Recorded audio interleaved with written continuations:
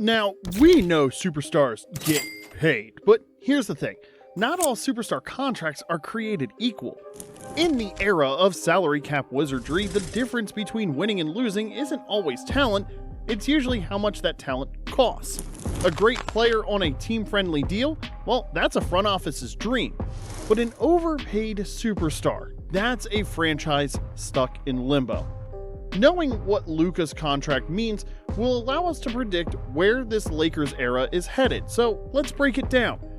Luka Dončić is already one of the best offensive players in the world, but when we look at his contract, is he an absolute steal compared to other superstars, or did the Mavericks and now the Lakers just lock themselves into an impossible financial situation?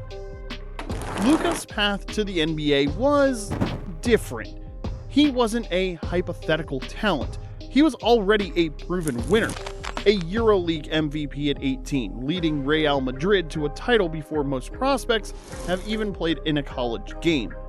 That experience gave him a skill set that translated instantly to the NBA. But it also made him one of the most difficult prospects to evaluate. He wasn't fast. He wasn't a freak athlete. Scouts wondered, was his skill enough to make up for his lack of elite physical tools? And would his defense ever hold up? Would his increasing salary become a bargain or a burden?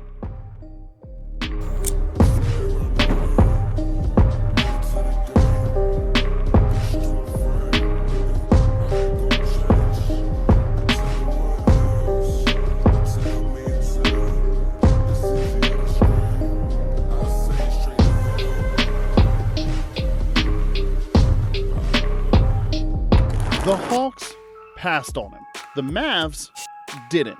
In a franchise-altering move, Dallas traded for Luka on draft night, officially handing him the keys to the team, and right away, he delivered. By his second season, Luka wasn't just a star. He was a top 5 player in the NBA. That's where the real financial impact of his contract started to take shape. Early production at Luka's level signals opportunity for any franchise in the league. Now, here's where Luka's contract wasn't just good, it was elite. For the first few years of his career, he was on a rookie deal, and his early production signaled opportunity for the Mavs.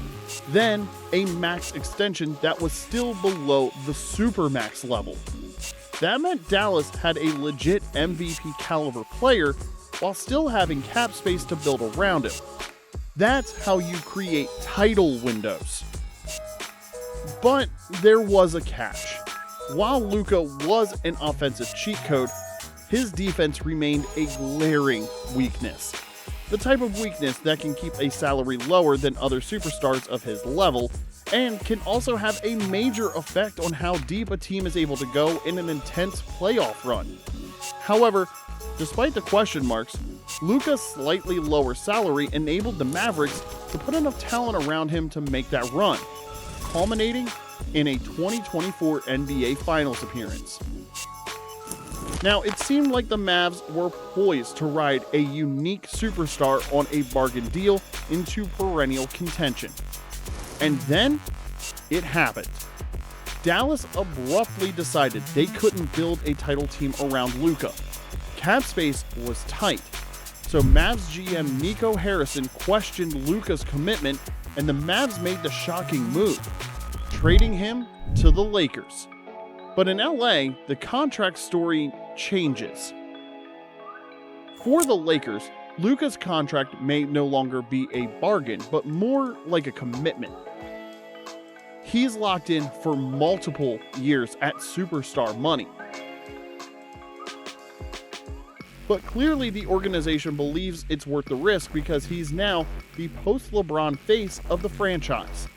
The entire future of the team depends on whether he's worth this contract in LA. So here's the final question.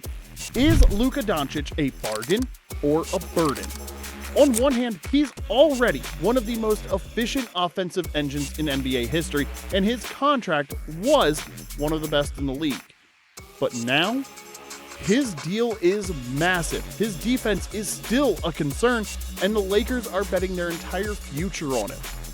But what do you think? Did the Mavericks make the right move?